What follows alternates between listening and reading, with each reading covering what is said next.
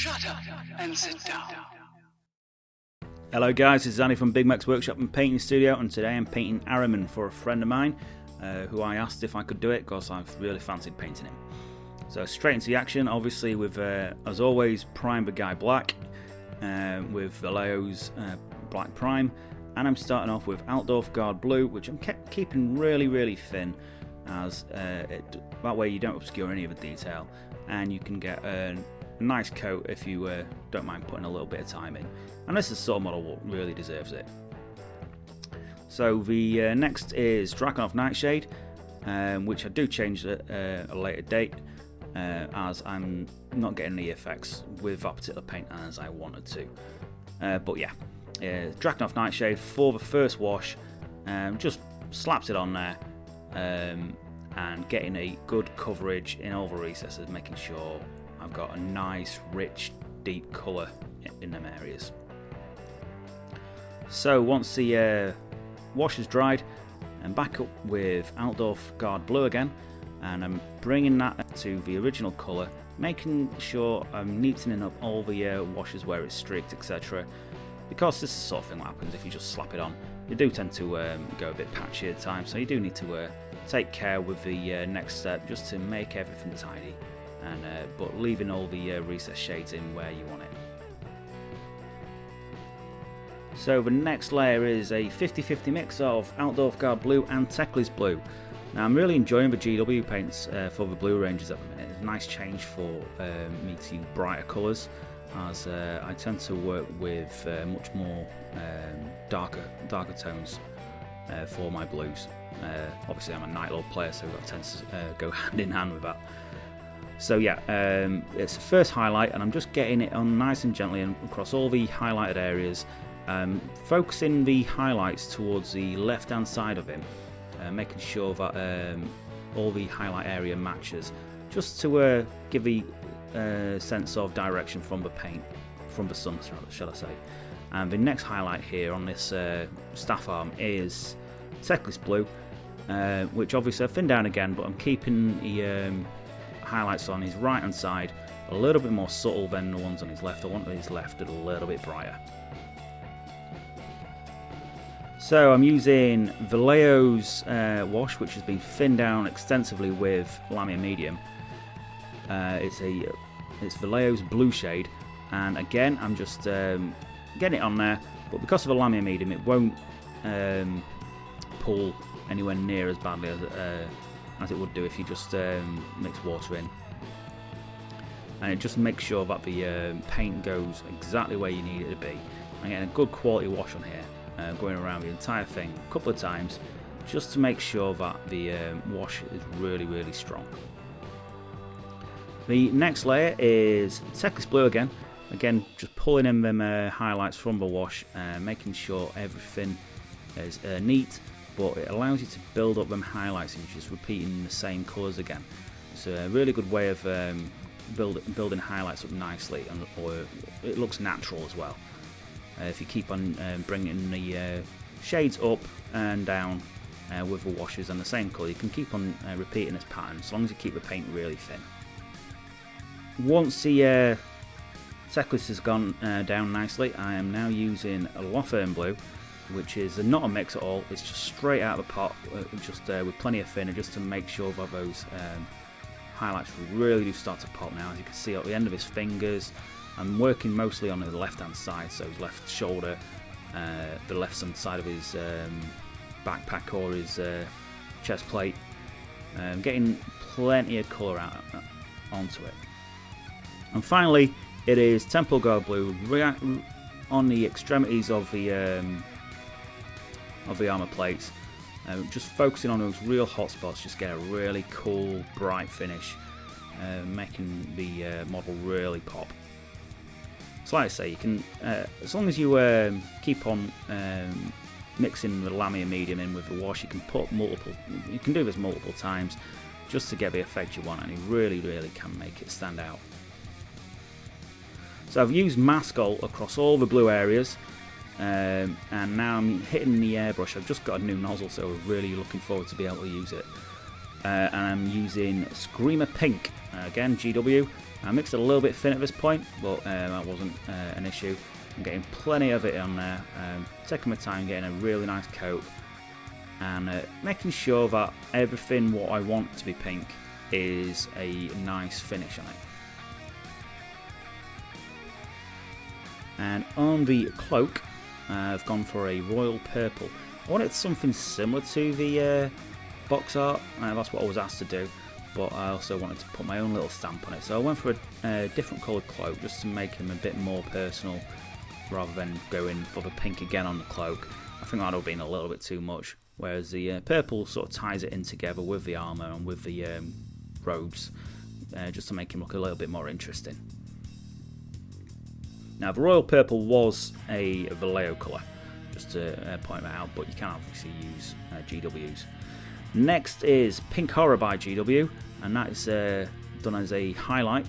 Doing this really gently on the robes. Now I do come back and add some brighter colours later on. I do this a couple of times because I'm not quite happy with the result I get at this point. But the Pink Horror is a good colour to work with. So the next layer is Bloodfest Crimson by Scale 75, which really makes it go from just a flat pink to a much brighter, richer colour, which I felt was interesting. I was using that in the again as a highlight, focusing around the upper colours. I wanted to be a bit more strong of a red pigment to the model, which is why I went for that particular colour, and it really took away some of the pinkness of the model just to brighten it up a bit.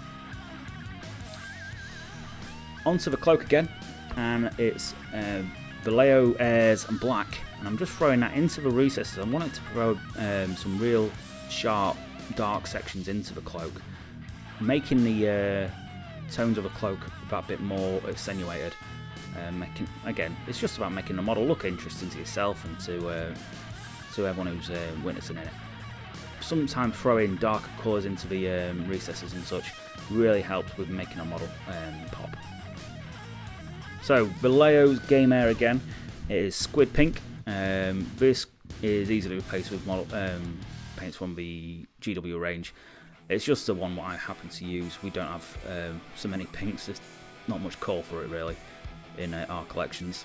But Squid Pink's the first highlight, and I do use it again later on because I'm not, again as I said, I'm not happy, so I go through the same process a bit later on, off camera of course, as the process is essentially the same both times.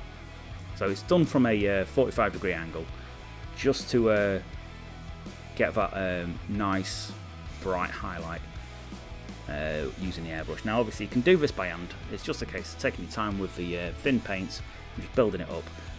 And you can get really nice effects by hand using that.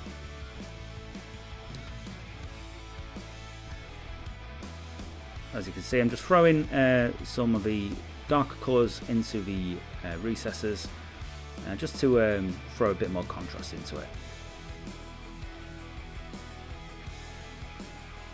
I'm going back over the purple with royal purple again, just to pick it up and get away from that black. So I still want it to be purple, I just want it to have a bit more depth to the colour itself.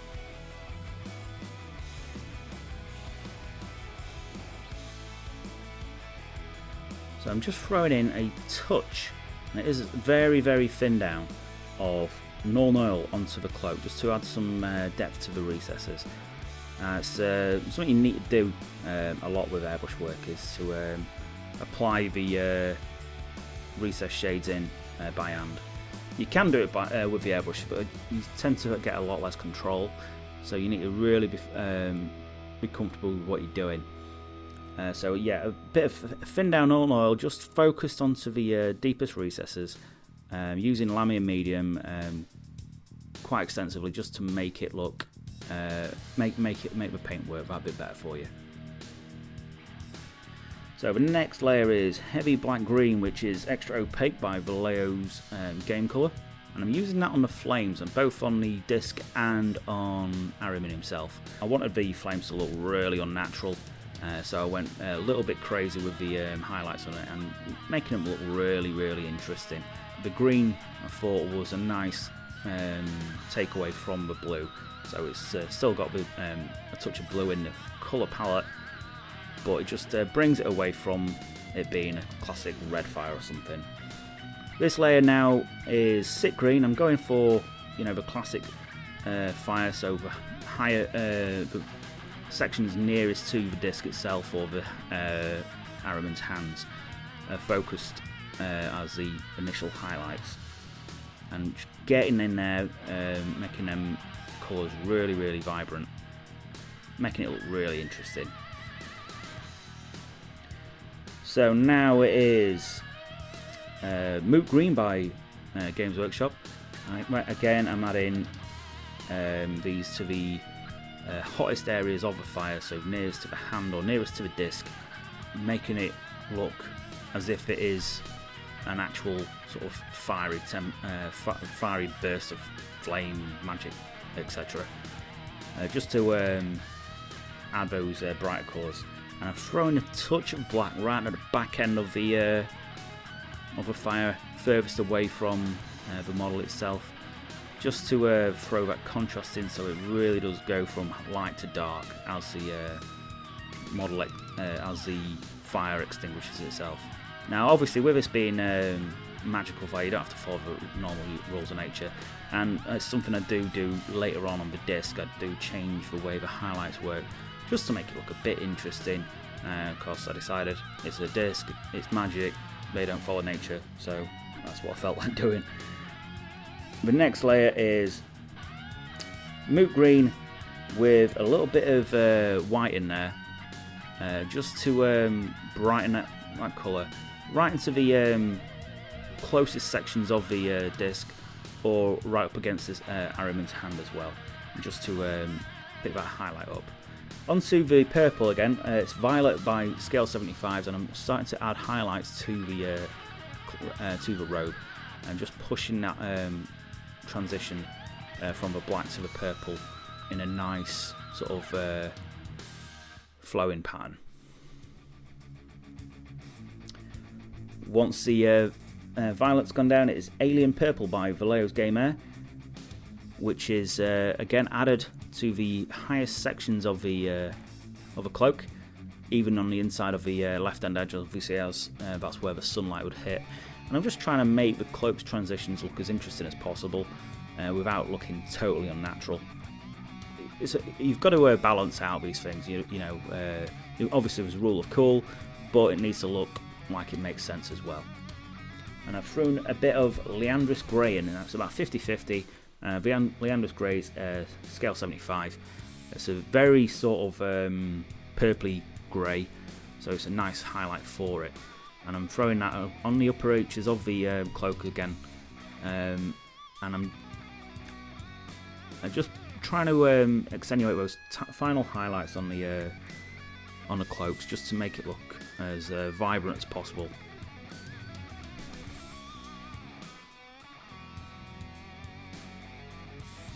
And just throwing a little bit of a darker colour again, just to try and throw those blends together a little bit better, and also add a little bit more depth to the recess areas on the cloak as well. Make it look like it flows better.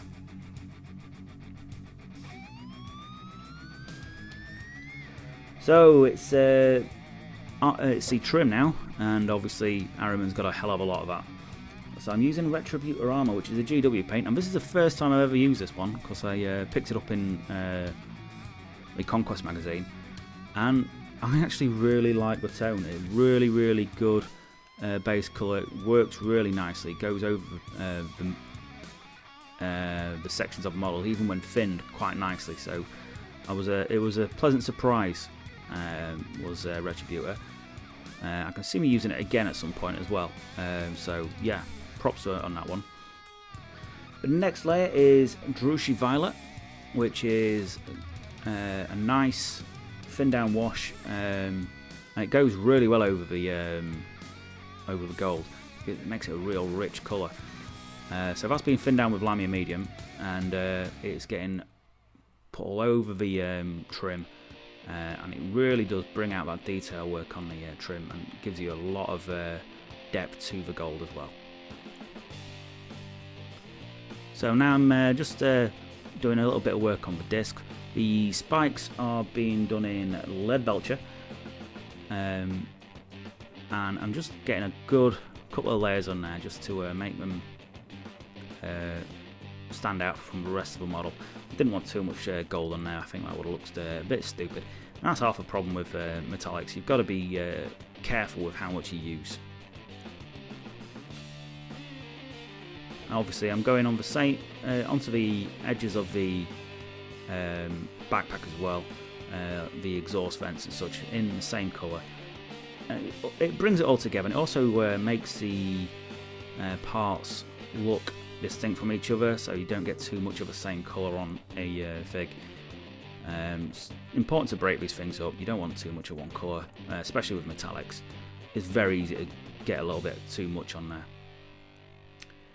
Onto the lead belcher again. It is non-oil over the all the lead belcher. Obviously, I use non-oil extensively on any silvers.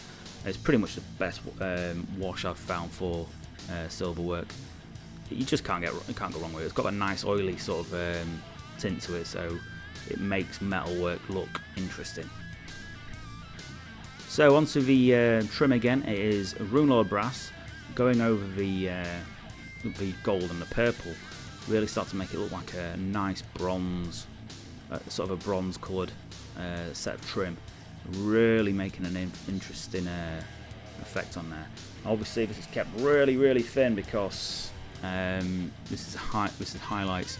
You don't want to the paint too thick. It's very easy to get it wrong at this stage, and it starts to, as you start going up in the layers, it starts to get a little bit late to fix things up. So just be careful. Use a paint thin, even metallics. Although you have to be careful with mixing metallics with any kind of medium, as metallics don't like mixing with anything. So it's Rhinox hide onto the belts, his holster as well. As you can see, it's not attached to him yet. I painted this entire model in sub-assembly, slowly putting them together as and when I felt the need to. With a model with this much detail, putting together painting a sub-assembly really makes life easier. So yeah, just be aware that although everyone's tempted to put the toys together, it's not always the best move. So back onto the trim, it is bright brass, which is game colour, I believe, by Vallejo. It's very bright, as it's in its name, very bright sort of colour. It really makes for a nice highlight rather than using like Corax, etc. It gives you a different sort of tone, as it's much more yellow than some of the other colours what we'd be normally using.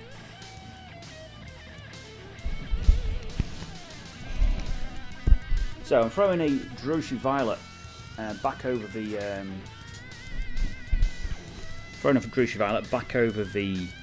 trim to add a bit more depth to the colours. It's something obviously I've done multiple times in this video already, and just adds a little bit of depth, adds a bit more colour to it as well, and makes things look a bit cooler. And finally, I'm throwing a mix of bright brass and chrome as a final edge highlight onto the most extreme sections of trim. I'm being extra gentle on the highlights. I really don't want the paint to take too hard. And to be fair, I should have gone a lot lighter on it than I actually did. So it's an easy mistake to make.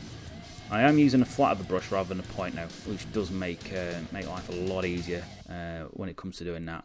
And there you are, that's the helmet painted up to, and with all its trim painted up to finish.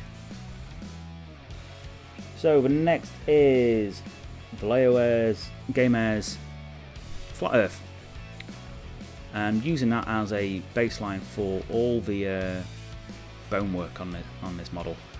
I want all the bone to look the same sort of shades.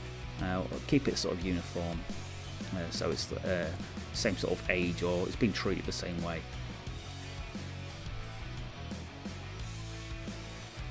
And for the belt, is a layer of wolf grey from Vallejo Game Color. It didn't go down as well as I'd hoped. For some reason it came a little bit patchy, even though I've thinned the paints suitably. We're just struggling a little bit with that, so that's something I can definitely work on next time around.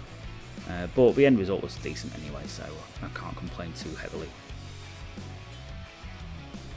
Once the wolf grey had gone down properly, it is ghost grey next. Very difficult to see at this point because obviously the light's bouncing off the metallic work, and I'm trying to paint white here.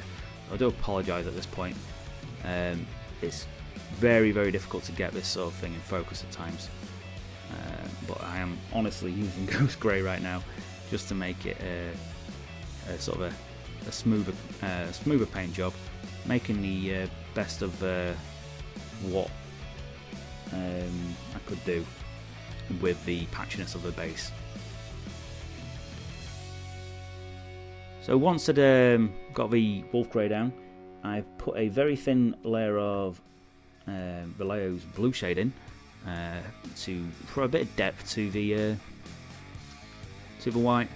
Also, keeps the shades from the same sort of spectrum as the rest of the model as well. So it all sort of ties it in together. And do the same on the sort of tassels, and I'm throwing ghost grey again over the top, and toning down the blue from the shade using the ghost grey. Also allowing me to throw highlights into it using that colour as well. Just bringing the white and the blue together slowly. And it is Misfits Green by Scale 75 for all the Zinchian eyes. The Misfits Green's a bit like Caliban Green, but a little bit more translucent, so it's a much more interesting colour to work with. You can get some interesting effects with more translucent paints at times as well. Although that was more of an accident than design. So a couple of layers of that just to get a good quality coat. Making sure that all the eyes and the gems get the same sort of treatment. I wanted them all to look the same. Again, for the same reasons as before, just to make everything just tie in together a little bit. I'm throwing sick green into the upper sections now. I apologise, having seen this model again, I do it the wrong way around. The dark should be at the top and the light should be at the bottom. So yeah, I get that backwards, which is a little bit frustrating. So Karak Stone on the bonework, and being very gentle and picking out the sections of the horns, just trying to highlight them individually as best I can.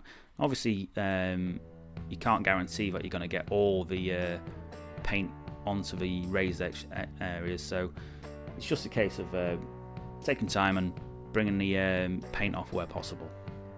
Next is Ubshapti Bone. Again, doing exactly the same thing, but I'm using a flat of a brush largely, so it's almost an overbrush, but the paint, there's much more control than you would normally have on an overbrush. I'm trying to focus on the extreme edges of the horns. The next one, I've gone straight up to Flayed One Flesh, which is a very nice highlight for Ubshapti, but it's got a little bit of a pink or a little bit of subtle tone of pink, so it gets a nice colour as well. So use that for the next highlight. So skipping Screaming Skull for this one, and again I'm focusing on real high points. And the last is Ivory, which is the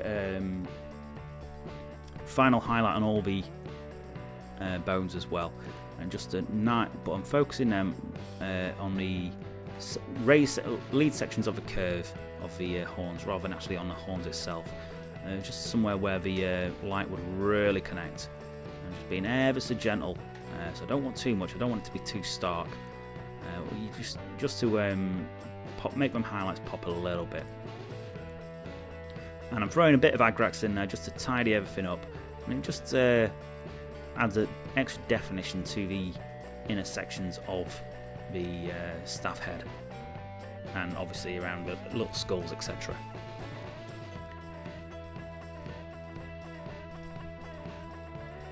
So onto the levers again. Now this is a dryad bark, which is a very flat brown. It really works well for aged leather. It gives you a nice sort of matte finish. So it's very nice to use for holsters, etc. The next is a mix of dryad bark and upshabti, just allowing me to get the extra brightness on the holster and obviously on the belts, etc. It's a real nice, vibrant highlight. Could be a little bit strong for some people. I thought it looked quite kind of eye-catching, so I went for a stronger highlight, but I did bring it down again with a bit of Agrax. As you can see, once it'd been put together, put an oil wash on him, and I did a little bit more work on the flames at the bottom, throwing around the highlight colours, and obviously I did a little bit more work, as I suggested, on the robes as well, just to add a bit more definition to him. Okay, so got a few thank yous to make. Thank you to the Outpost, which is our affiliate. There'll be a link down below. They'll give you access to all the toys and games and the paints of everything what you could possibly want. There is a massive selection of stuff on that store, so check them out, guys. You will get a decent discount on any figures you buy. And a huge thank you to our Patreons. So thank you to Ludwig Hofbauer and Rob Paints Models. They are our Patreons right now. So thank you to you guys. You are awesome. Obviously, if you like more, if you want to see more of the same sort of stuff, please check us out on Patreon. Please check us out on YouTube. We're also on Facebook. Hit like, hit subscribe. That bell sign in the top corner. Please pop that down as well. And we will catch you in the next one, guys. Take care. Goodbye.